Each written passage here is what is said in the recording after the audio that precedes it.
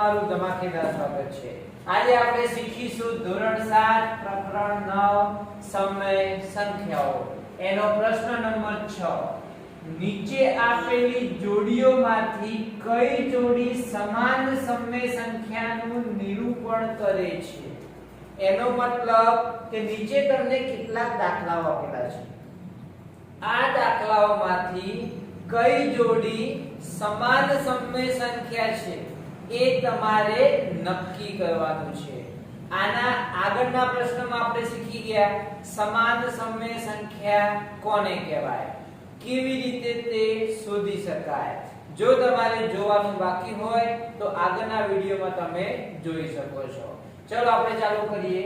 પહેલો પ્રશ્ન -7/21 અને 3/9 સમાન સમય સંખ્યા છે કે નહીં નક્કી કરવું હોય તો આ સંખ્યાઓના અવયવો પાડવાના અને પછી છેદ ઉડાડવાના। ચલો સૌથી પહેલા અહીંયા કરું બરાબર -7/21 જો અહીંયા મિત્રો અહીંયા માઈનસ છે ને અહીંયા શું છે માઈનસ નથી, એનો મતલબ કે ધન જોઈને જ આપણને ખબર પડી જશે કે આ સંખ્યા સમાન સમય સંખ્યા નથી, એટલે આનો દાખલો ગણવાની જરૂર પડશે નહીં। તો આપણે સીધે સીધું લખી નાખીએ કે સમાન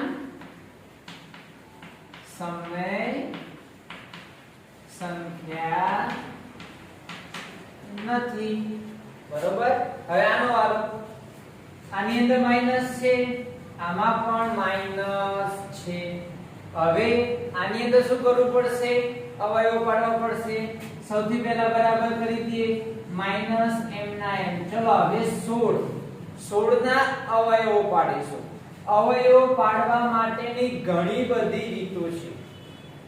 16 ના અવયવ આપણે લસા અને ગુસાની અંદર પાડતા હતા ને ઊભા કોઠા કરીને, એવી રીતે પણ પાડી શકાય। એમ ન આવડે તો તમને ઘડિયા તો આવડતા જ હશે, તો આપણે ઘડિયાથી અવયવ પાડીએ। ચલો 16 કયા ઘડિયામાં આવે તો કે 4 * 4 લખી શકાય, 4 * 4 16 ભાગાકારમાં 20 કયા ઘડિયામાં આવે તો 4 * 5 4 × 5 20 થઈ ગયા। ચલો એક ચોકડો ઉપર ઉડી જાય, એક ચોકડો નીચે ઉડી જાય, બરાબરની નીચે બરાબર 4m ના m અને નીચે કોણ વધ્યું 5। જો માઈનસ કરવાનું ભૂલાય નહીં। હવે આના અવયવ પાડીએ।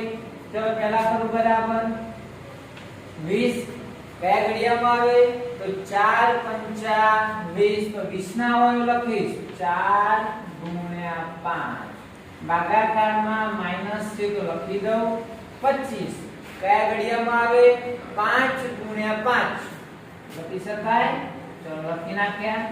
હવે એક પાંચડો ઉપર ઉડી જાય, એક પાંચડો નીચે ઉડે, બરાબરની નીચે બરાબર 4/5 m ના m। જોજો મિત્રો આ માઈનસ નીચે લખો તોય ચાલે, ઉપરની સંખ્યાને આપો તોય ચાલે, અને વચ્ચે લખો તો પણ ચાલે। તો અહીંયા લખી નાખો માઈનસ, તો આ બંને જવાબ કેવા આવ્યા સરખા।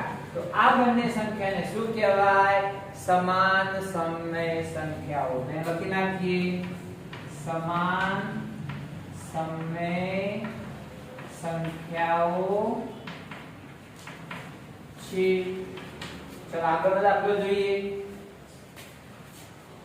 ત્રીજા નંબરનો દાખલો -2/3 અને 2/3। ચલો આની અંદર આ પણ માઈનસ, નીચે પણ માઈનસ, માઈનસ માઈનસ શું થાય પ્લસ। તો આની અંદર શું લખાય બરાબર કરીને 2/3 લખી શકાય, માઈનસ માઈનસ નીકળી ગયા।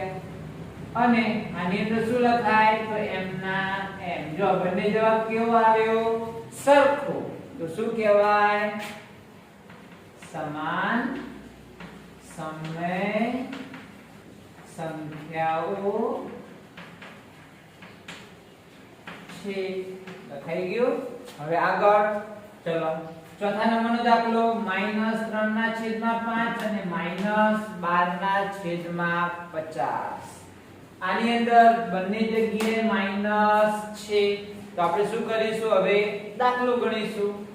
સૌથી પહેલા બરાબર -3/5 m ના m આના કોઈ અવયવો પડતા નથી તો આની અંદર માઈનસ ચલો 12 કયા ઘડિયામાં આવે 4 તેરી 12 તો 4 ગુણ્યા 3 લખી શકાય ચલો 50 કયા ઘડિયામાં આવશે તો ઘણા બધા ઘડિયામાં આવે હો કોઈ એમ કે 50 તો કે 10 પંચા 50 કાઈ વાંધો નહીં કોઈ એમ કે 25 દુ 50 તો એ વાંધો નહીં તમને મજા આવે ઘડિયો લખી શકો હું આ દાખલો થોડો લાંબો કરું જેથી તમને થોડી વધારે ખબર પડે ચલો 50 સૌથી સહેલો ઘડિયો 10 પંચા 50 ભાઈ આમાં ઉપર નીચે કઈ ઉડે છે તો કે નથી ઉડતું ન ઉડતું હોય તો ગભરાવાની કોઈ જરૂર નથી ફરી અવયવ પાડીએ ચલો બરાબર ની નીચે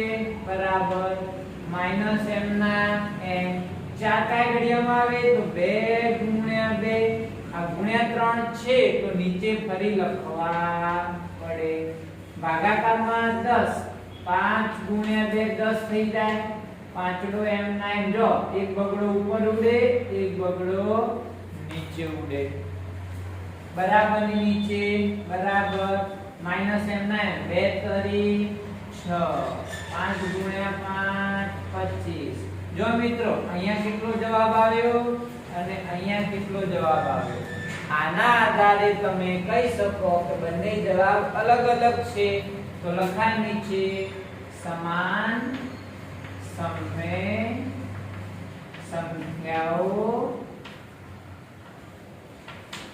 નથી બરાબર હવે આપણે આની અંદર પાંચમો દાખલો જોઈએ ધ્યાન રાખજો તમને ઈચ્છા થાય કે 16 તો 4 ગુણ્યા 4 16 કોઈને એમ થાય કે મારે 4 એકાનો ઘડિયો નથી બોલવું 2 ગુણ્યા 8 કરીને 16 કરવા તો પણ જવાબ એમાં આવે માત્ર શું થશે દાખલો થોડો લાંબો થશે ઘડિયા બોલતા જવાનું અવયવો પાડતા જવાનું નાનામાં નાના અવયવ પડે અને જો છેદ ઉડતો નથી તો પછી ગુણાકાર કરીને લખી દેવાનું ચલો હવે આપણે પાંચમો દાખલો